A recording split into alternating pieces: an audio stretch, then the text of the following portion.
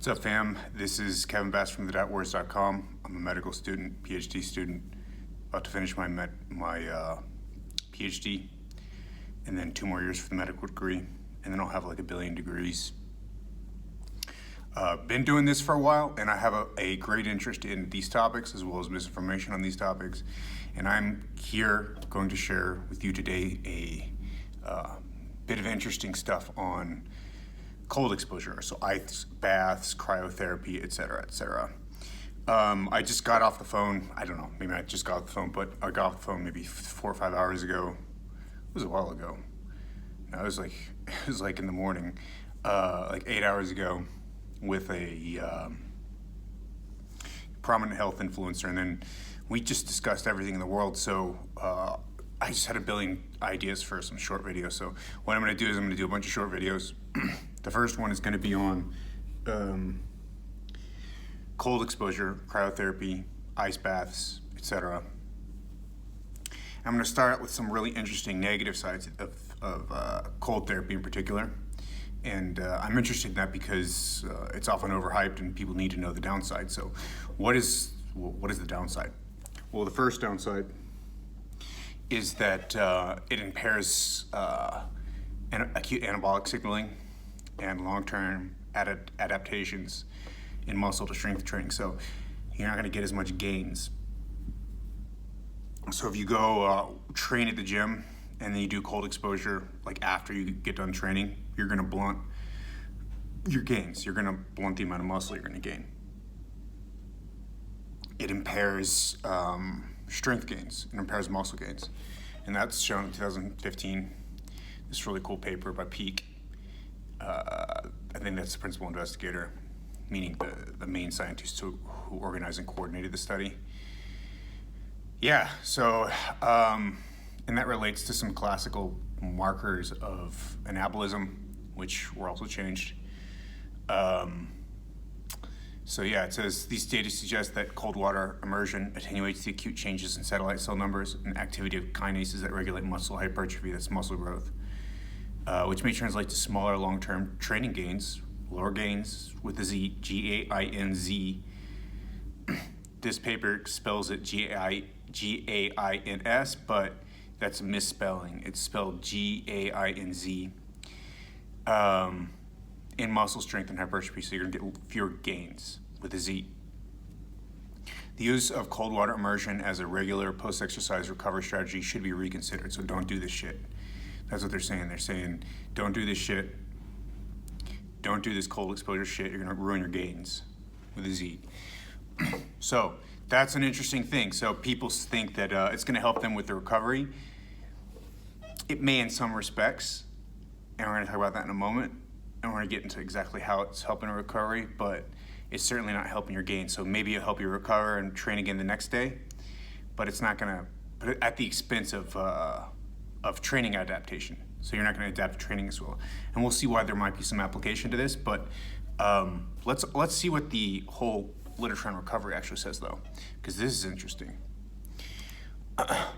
So the first thing is there's this study they did in people at the Kona Ironman World Championship. So I think Kona's like, what is it? Is that Hawaii? I'm not sure. I'm dumb. But anyway, it's like they did cold water exposure after the Ironman. And they looked at, it said 29 competitors were randomized either to cold water immersion or control after the Ironman. Physiological parameters and blood samples were taken pre-race. So they got their blood samples and they looked at their physiological parameters before the race, and then after the intervention, and then 24 days and 48 hours after the race. Muscle damage markers, they're elevated at post-race, obviously, so you're gonna get muscle damage. That's what happens whenever you train or compete, especially when you compete in an Ironman. You're gonna damage the shit out of the muscles. That's why you feel like you're hit by a truck the next day. So they're elevated at post 1 day and 2 days, while inflammatory cytokines were increased only at post. So inflammatory cytokines, IL-6, IL-8, IL-10, and total leukocyte counts. Leukocytes are just white blood cells, immune cells. And so immune cells go up whenever there's inflammation because there's an inflammatory response, meaning like an immune response, so the white blood cells go up, probably because they're released by the spleen. and they're released into the circulation. So the spleen's like the repository of white blood cells, and it releases white blood cells in the circulation in response to an inflammatory event. Okay, but these were only increased at post, that is to say at the end of the Ironman, and then the cold water immersion had no effect on these markers. So all these inflammatory markers, cold water immersion, zilch, zero effect. So it didn't blunt the inflammation, it didn't blunt the body's like strong reaction to the stimulus of the race, that is to say. Numbers of the most abundant circulating cell type neutrophils were actually elevated post, more so in the cold water immersion. So actually neutrophils went higher. So everything didn't change, but neutrophils actually changed. So if anything, you have more circulating inflammatory markers, more circulating inflammatory cells, which is not good if you want to reduce inflammation and kind of like speed up chill your body up, calm it down.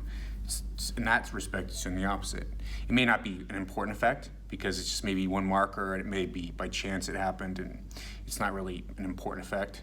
Or it may even just be one marker that, it definitely has an effect, but it's not going to have a big effect on the recovery process. But in any case, it says, despite that, neutrophil counts may be a sensitive marker to detect subtle effects. So it's not really a big effect, as what I just said.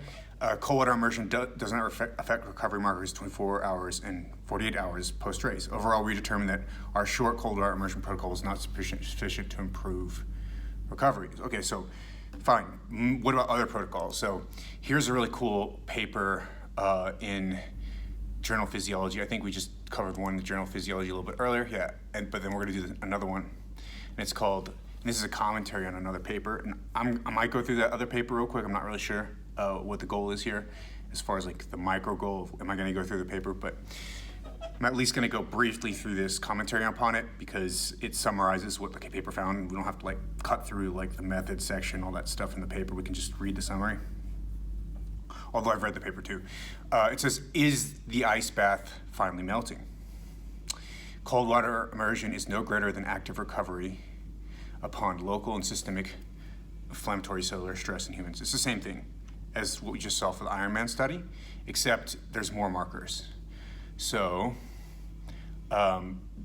Peak et al., so the same people as the first study, except in this case, for whatever reason, Peak is on the first author. They incorporated a number of local gene expression of a muscle homogenate. So they took a piece of the muscle and they looked at the gene expression of that muscle. And then systemic, so they looked at the blood markers that are released in the blood of inflammation from all sorts of different cells to investigate the effectiveness of cold water immersion compared with an active recovery treatment, and investigated the ensuing inflammatory and cellular stress response after a bout of resistance exercise.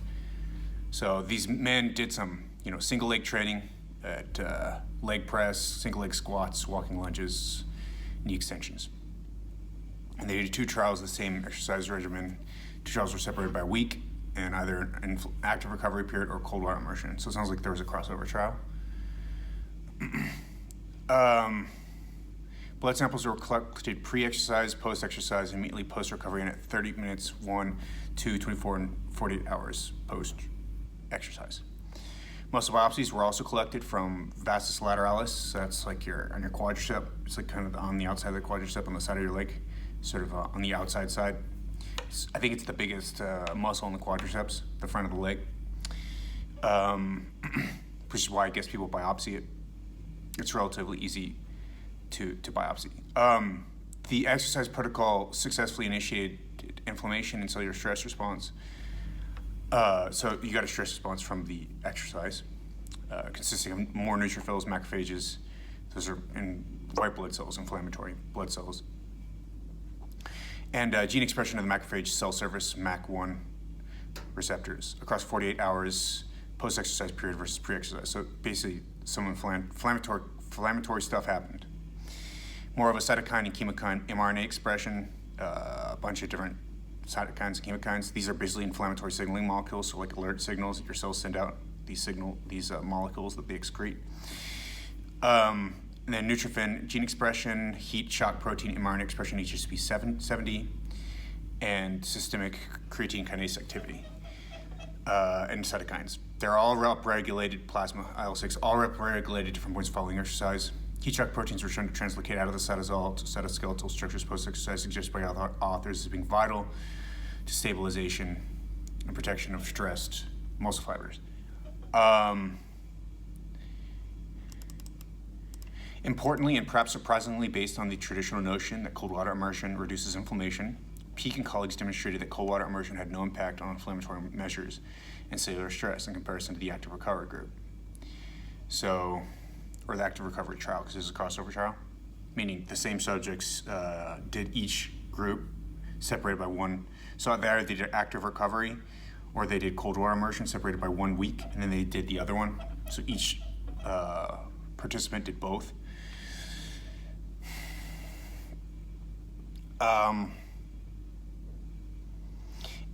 Yeah, if anything, it says results of 10 minutes of cold water immersion did not reduce plasma concentration of inflammatory markers in any of the protocols. On the contrary, it actually, in both cool and cold temperatures for 30 minutes, exacerbated, it increased inflammatory markers, just like we saw with the neutrophils, which is like, uh-oh.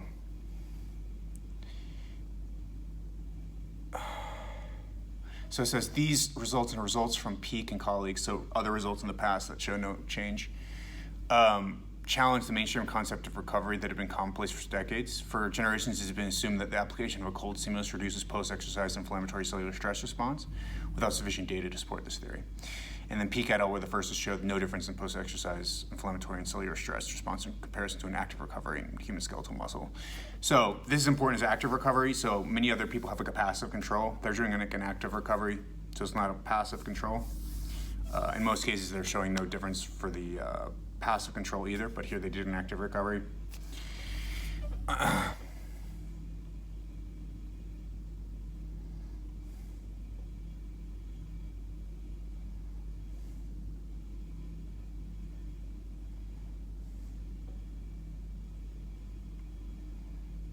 And then they cite another paper by Roberts et al. Where they say chronic cold water immersion has been implicated in the blunting activation of key proteins in satellite cells in skeletal muscle for up to 2 days after strength training. This might actually be the same paper, Roberts. So they're citing this paper I talked about at the beginning of this, which is actually dampening markers of muscle protein synthesis and gains with a Z.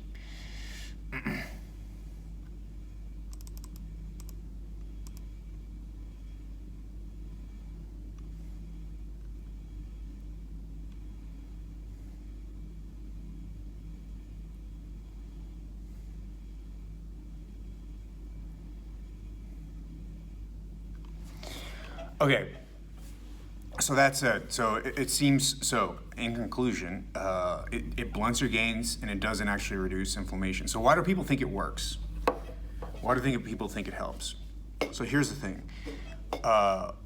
Cold water immersion causes increase of stimulatory neurotransmitters, like stuff that like makes you alert, awake, energized, in a good mood, etc. So many people report after they do cold water immersion that they're in a better mood, or even that their depressions have been lifted. So if they have, moderate depression, maybe even a severe depression, it's gotten significantly better.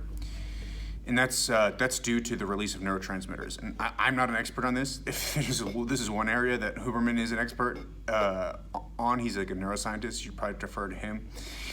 But I do know that it increases norepinephrine, it increases epinephrine, these stress hormones and neurotransmitters. It increases cortisol, which is another thing that if you inject, say, corticosterone, like corticosteroids for, say, the anti-inflammatory effects, you can sometimes get like kind of high from the corticosteroids because it boosts up your. It's a stress response, but it's sort of like stimulating in many people. Although I think there are different effects in different people. But yeah, and it may actually affect dopamine as well. I think it may affect dopamine as well. So it's going to affect all these like feel-good chemicals in your brain because it's a stressful event and it kind of gets you revved up. And in that way, it can boost your mood, boost your alertness, boost your concentration, etc. There can be, almost spilled something. There can be salutary effects of cold water exposure. Well, so here's my interpretation. So if it's doing that, it's just gonna make it easier for you to train, dude. Like it's just gonna make it like your mind's gonna be clearer, you're gonna feel better.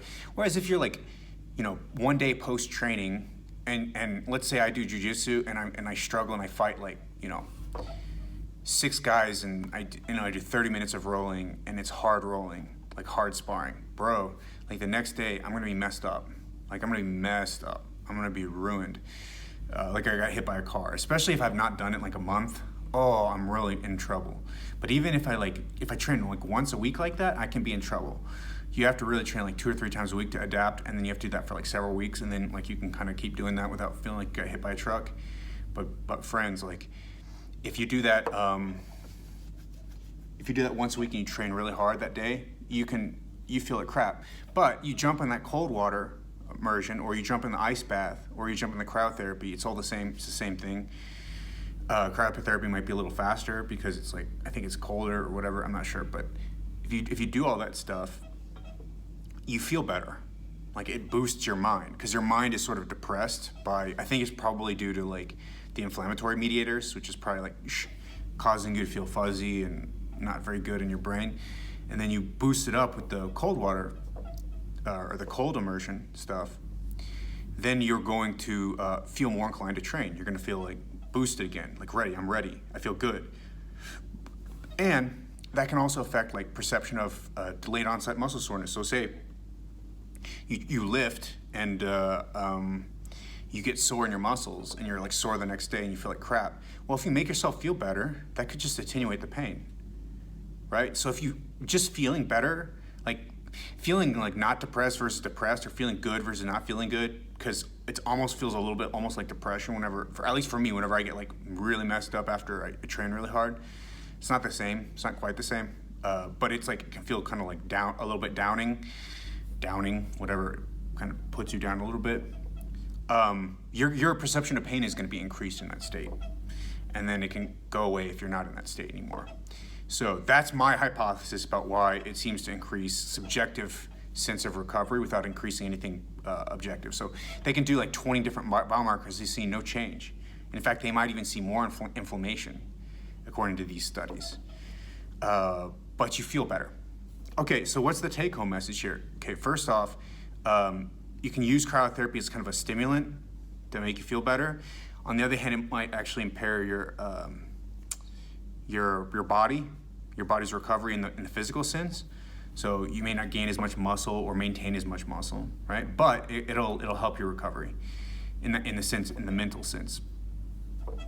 And then it'll allow you to train more, right? Okay, well, that's not such a bad thing if your training mostly consists of like skill training. So if you're a grappler or any kind of sport that's like very skill based, like motor skills, and if you need to do a lot of practice over and over again, and then you're kind of like busted up and you need to go back and do some more practice, this can help, because it can help to just energize you, get you able to go do more practice and get more skill training in. And if it's not so important what your muscular response is, and maybe even your aerobic response, although that's not what the studies have talked about, but I would suspect maybe there's even an aerobic adaptation response change, a detriment, harm to cold water immersion. If that's not so important, and if it's more important as your skill training, yeah, then this is a reasonable modality. Alternatively, you could just take a stimulant, which is not advisable, but in most cases, coffee is not a bad idea. But yeah, if this is what does it for you, allows you to keep training, and you've got a lot of skills to work on, and sort of like muscle memory to develop, it's not a bad idea.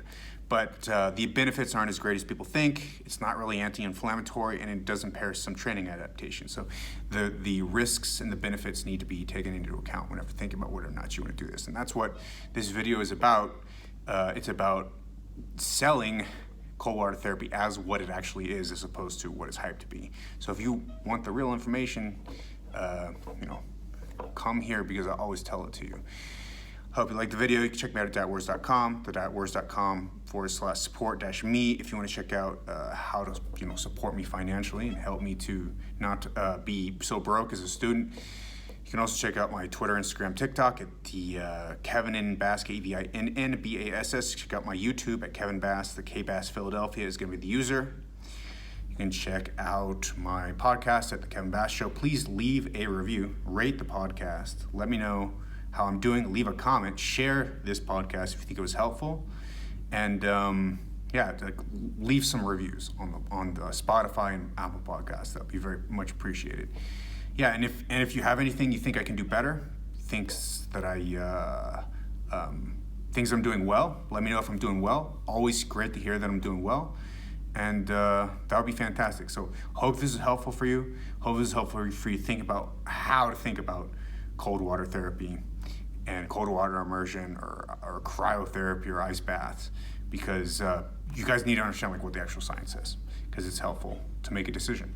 So if you liked the video, yeah, as I said, share it, and I hope you check out the next ones, because the next ones are also going to be good. Peace.